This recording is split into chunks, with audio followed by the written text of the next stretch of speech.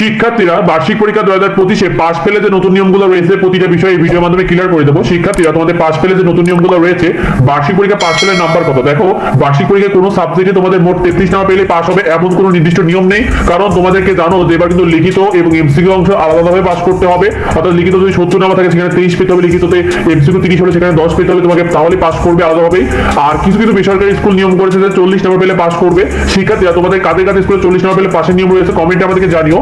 শিক্ষার্থীরা বার্ষিক পরীক্ষার নাম্বার কি তোমাদেরকে বাড়িয়ে দেবে শিক্ষক? দেখো, বার্ষিক পরীক্ষায় কোনো সাবজেক্টে অতিরিক্ত কোনো নাম্বার শিক্ষক দেওয়ার কোনো নির্দিষ্ট নিয়ম নেই।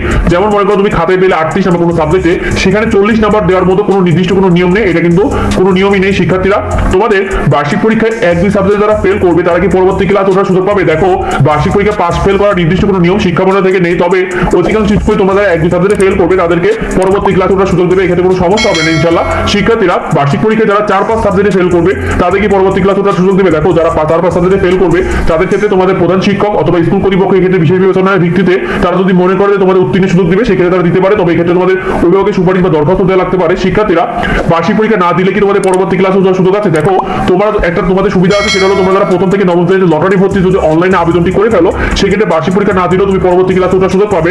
আর যারা এক্ষেত্রে তুমি যদি তোমার ওই স্কুলে থাকতে চাও বা সেখানে যদি থাকো সেক্ষেত্রে তোমার প্রধান শিক্ষক বা স্কুল কর্তৃপক্ষ এক্ষেত্রে বিশেষ বিবেচনা নিলে তবে তারা এই সুযোগটি দিতে পারে। তো পরবর্তী আপডেটগুলো পেতে অবশ্যই আমাদের চ্যানেলটিকে সাবস্ক্রাইব করে রাখো। যদি কিছু না থাকে অবশ্যই ভিডিওতে কমেন্ট করো।